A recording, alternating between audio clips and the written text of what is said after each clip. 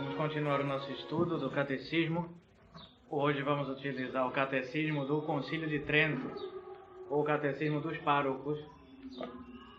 É uma reedição nova do Catecismo. Então, trataremos hoje sobre o ponto do matrimônio. Dos sete sacramentos, perdão. O último é do matrimônio. Vamos ver definição do matrimônio, os fins do matrimônio, etc. E algumas particularidades desse sacramento. Já que boa parte dos fiéis, digamos assim, preferem, né, tem essa tendência a casar. Chama-se matrimônio porque o fim principal que a mulher deve propor-se quando casa é tornar-se mãe. Bem, podemos dizer que hoje em dia as mulheres se casam para, sei lá, com outros fins, né, com outros pensamentos, não de ser mãe. Tem gente que casa querendo ter 1, 2 filhos, no máximo um casal, ou nem ter filhos, que a mulher hoje não pode engordar, tem que manter a forma bonita do corpo, etc. Então tudo isso vai contra já a noção primária do que seja o matrimônio. Repetindo-se, né? Porque o fim principal que a mulher deve propor-se quando casa é tornar-se mãe. Não é tornar-se médica, advogada, doutora, política, seja lá o que for. Mãe. Noutros termos, porque a função própria de uma mãe é conceber, dar à luz e criar a sua prole.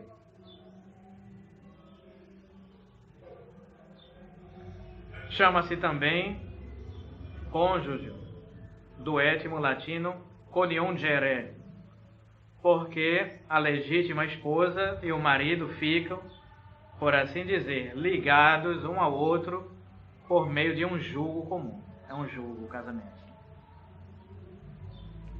Dá-se-lhe afinal o nome de núpcias, porque no dizer de Santo Ambrósio, as donzelas costumavam cobrir-se com um véu, em sinal de recato.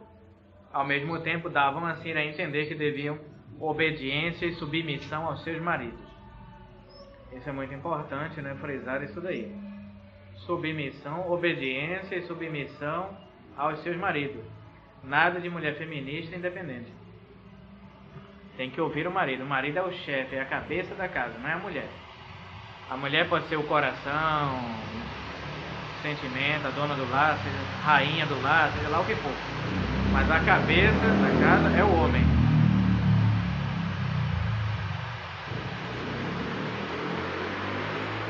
No sentir comum dos teólogos, o matrimônio se define da maneira seguinte. Matrimônio, então definição muito importante, hein? Decorar. Matrimônio é a união conjugal do homem com a mulher, entre pessoas canonicamente habilitadas, e que estabelece uma inseparação, comunhão de vida, e que estabelece uma inseparável, comunhão de vida. Para melhor se compreender esta definição em suas partes, cumpre ensinar que, no matrimônio perfeito, deve haver consentimento interior, contrato exterior manifestado por palavras, no dia do casamento, né? E compromisso e vínculo decorrentes desse contrato, e união carnal dos cônjuges, pela qual fica consumado o matrimônio, mas que nenhum destes elementos determina propriamente a natureza do matrimônio, senão aquele dever e vínculo recíproco, expresso pelo próprio sentido da palavra união. Então vamos ver cada uma dessas partes, né? Conjugal, porquanto nenhuma relação tem com a natureza do matrimônio. Todas as outras espécies de contratos que fazer possam entre si homens e mulheres para se auxiliarem mutuamente por dinheiro ou por outros interesses. Não é só o casamento civil, né? Ou tem gente que se casa por dinheiro ou algum outro interesse. Né? Mas isso não quer dizer que tem algo a ver com o conjugal. Seguem-se as palavras entre pessoas canonicamente habilitadas. Isso é muito importante, né? Tem gente que não pode se casar por algum defeito. Então, canonicamente, são impedidas de se casar. Assim como ser padre, né? Tem gente que não pode ser padre. Há impedimento, né? Existem impedimentos dirimentes, né, contra a ordenação. Às vezes um defeito físico, por exemplo, não tem mão, não tem pé, ou é cego, né? Alguma deformidade grave no corpo, não pode ser sacerdote. A mesma coisa serve para o matrimônio.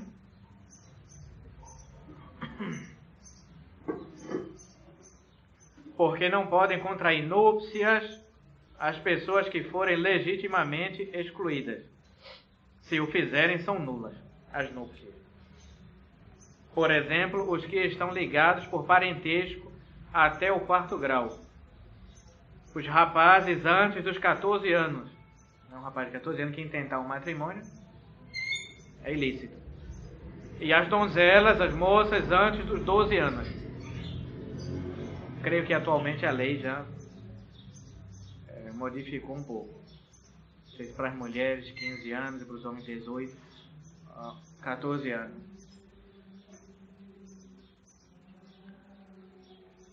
Idade prescrita pelas leis da igreja. Não podem contrair legítimo matrimônio. Por exemplo, né? A consumação do casamento. Né? Como é que a pessoa vai consumar o casamento se, por exemplo, o homem é impotente, né? Não pode consumar o casamento. Um defeito, né? Quem é impotente não pode se casar. Porque não pode, né, cumprir essa função, o ato matrimonial. Né?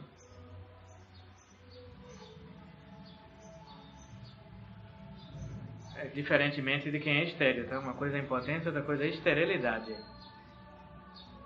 Quem é estéril, que não pode ter filho, pode se casar. Diferentemente de quem é impotente, que não pode concluir o ato, fazer o ato, praticar o ato matrimonial, consumar o casamento. A última cláusula estabelecendo inseparável comunhão de vida designa o caráter do vínculo indissolúvel que liga marido e mulher. Então o casamento ele é indissolúvel. Uma vez que se casa na igreja, acabou. Não pode se casar novamente enquanto a outra parte estiver viva. Ah, mas o Papa Francisco, Amor e Letícia, não sei o que, está dando comunhão para divorciado, está fazendo isso e aquilo. Hoje tem a pastoral da Segunda União na minha diocese, etc., que vai contra a indissolubilidade do matrimônio. Então todo esse modernismo, né, que assola a igreja, esse liberalismo, vai contra a doutrina tradicional da igreja, vai contra a doutrina apostólica, o ensinamento da Sagrada Escritura. Então o católico fiel, o católico tradicional, não pode seguir essas inovações, esses modernismos, né, doutrinais. Infelizmente não podemos acompanhar isso daí. Tanto é que 4 cardeais, né, escreveram contra as decisões do soberano pontífice, dizendo que ele tem que rever isso daí. E uma outra infinidade de clérigos, né, já escrevendo também contra o Papa, dizendo que existem várias heresias nesse documento Amor e Letícia, que deve ser corrigido isso daí. Então, não devemos aceitar isso. Se alguém disser, algum padre, algum bispo, algum papa, que se pode se divorciar, que se pode casar novamente, recasar, está errado, né? Só se casa na igreja católica uma só vez. Claro, quem fica viúvo pode, né, morrendo uma das partes, pode casar-se novamente. Ou numa situação de que o casamento tenha sido nulo, nunca tenha valido já desde o princípio.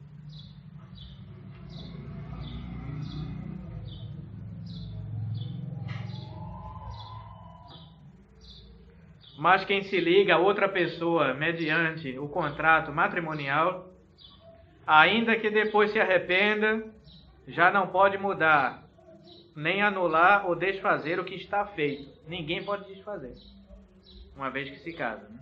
Ninguém.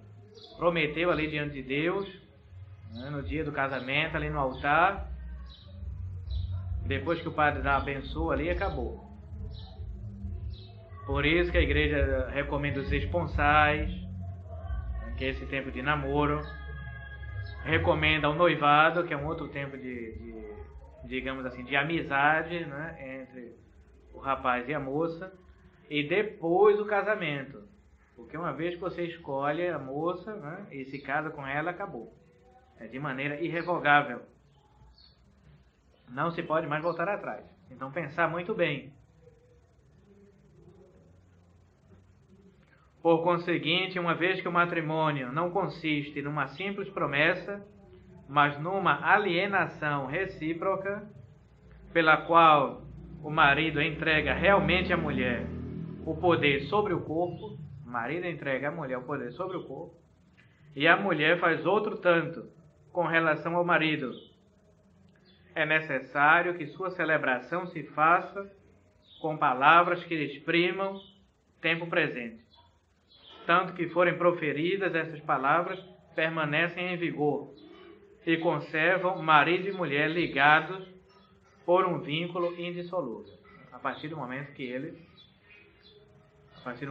tem essa troca de consentimento, né, acabou. Eles se prendem por um vínculo indissolúvel. Entretanto, em lugar de palavras, podem bastar para o matrimônio não só acenos e outros sinais que manifestem claramente o consentimento no íntimo do coração, mas também o próprio silêncio, quando a donzela se cala por acanhamento e seus pais respondem por ela. Vale também. Eu conheci uma senhora assim, que na roça, no interior, ela falou que se casava, mas não queria ir para a igreja, não queria subir no altar, não queria fazer festa, não queria nada, porque era uma pessoa muito tímida, pessoa de roça, né?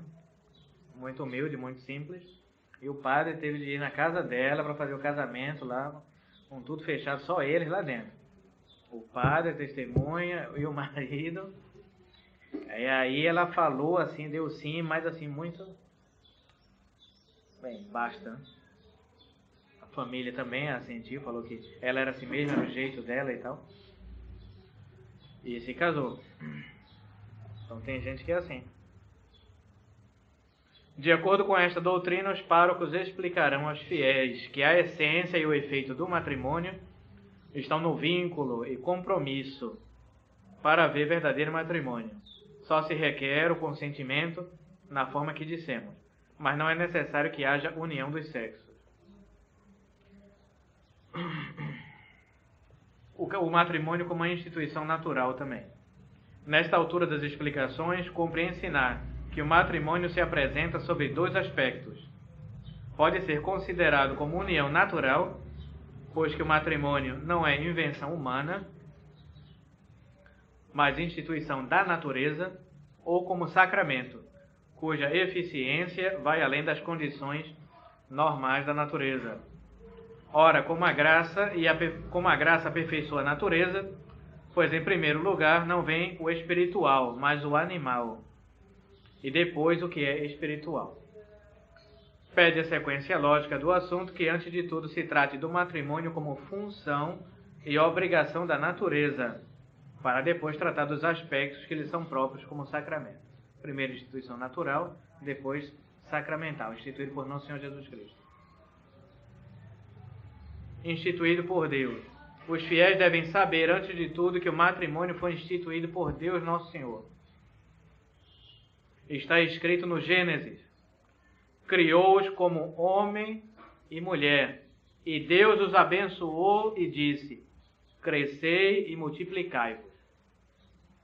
Logo mais, não é bom que o homem esteja só. Façamos-lhe um auxiliar semelhante a ele mesmo. E pouco depois, mas para Adão não havia auxílio que lhe fosse semelhante. Mandou, pois, o Senhor Deus um sono profundo a Adão. Quando este pegou no sono, tirou-lhe Deus uma das costelas e encheu de carne o lugar dela. E da costela que havia tirado de Adão, formou o Senhor Deus uma mulher e levou-a a Adão. E Adão exclamou: isto agora é osso dos meus ossos e carne de minha carne. ela se chamará virago, porque do varão foi tomada. Por isso deixará o homem seu pai e sua mãe, e unir-se-á a sua esposa, e serão dois numa só carne. Então a Sagrada Escritura é clara, não? O Gênesis é claro. Daí, né, podemos tirar a noção contrária, né, que é aferir, né, daí que o homossexualismo, né, a homossexualidade não vem de Deus ou da natureza humana, mas são instintos sexuais desordenados, né, ou desonestos, atos desonestos, porque já desde o princípio Deus criou homem e mulher. Não criou LGBT, né, gays, lésbicas, simpatizantes, sei lá o que diabo for. Não criou nada disso. Deus criou homem e mulher. Não criou gênero também, né? Qual é o seu gênero? Até você vai preencher formulários hoje, né? Ou no aeroporto, né? Você é o quê? Que gênero? Tem gênero? Nem sou de nada. Sou de nenhum gênero, né? Antigamente ainda tinha sexo, né? Você é gênero. Eu me recuso a escrever. Eu sou sexo masculino ou feminino. Homem ou mulher. Não tem o meio termo. Você é o que Deus criou e acabou. Não é o que você quer. Entendeu?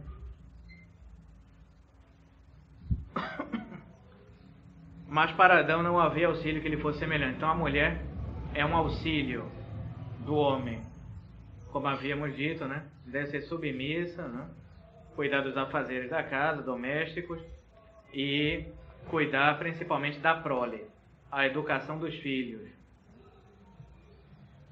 Então encerramos por aqui esse pequeno catecismo sobre o matrimônio e vimos que ele é de instituição natural e divina também como sacramento, e que a união matrimonial é indissolúvel, e que o fim primário é a procriação.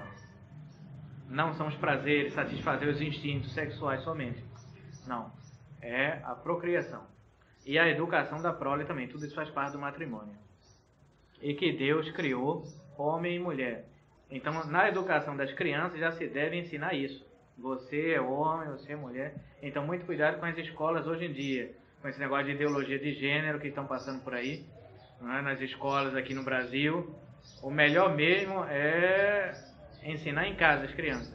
Educar em casa, educação em casa. Ou a escola em casa, como falam nos Estados Unidos, homeschooling, né?